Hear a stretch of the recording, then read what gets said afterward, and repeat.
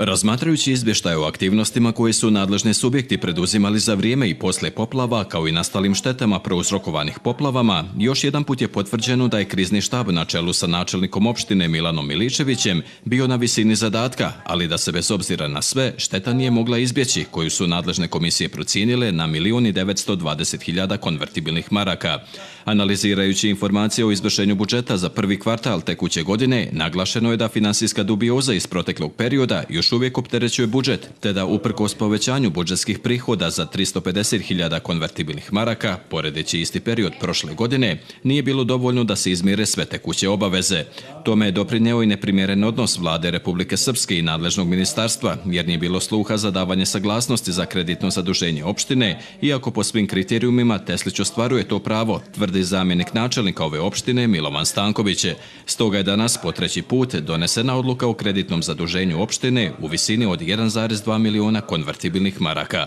Opština Teslić spada u red opština koje su najmanje kreditno zadužene. Opština Teslić je po zakonu o lokalnoj samoupravi nadležna da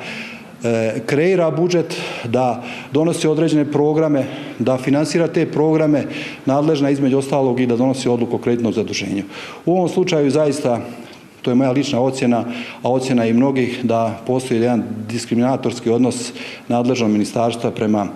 opštinama u kojim SNSD nema vlast, znači u opštinama gdje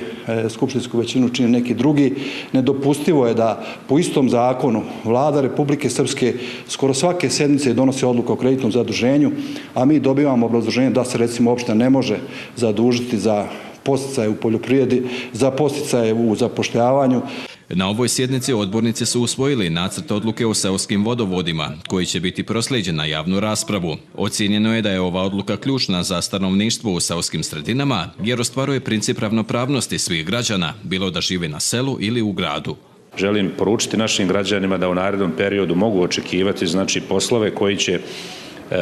upravljanje tim seoskim vodovodima koji su izgrađeni, njihovu legalizaciju i tako dalje dovesti u jedan civilizovani okvir, u jedan okvir koji će služiti na jedan legalan način njihovim interesima, a također stvoriti pretpostavke da svi budući vodovodi koji budu građeni mimo ovog centralnog i glavnog gradskog vodovoda, koji također, kao što znamo, proširujemo kroz ovaj FIŠ projekat, da će biti građeni na zakonit način, da će moći da odgovore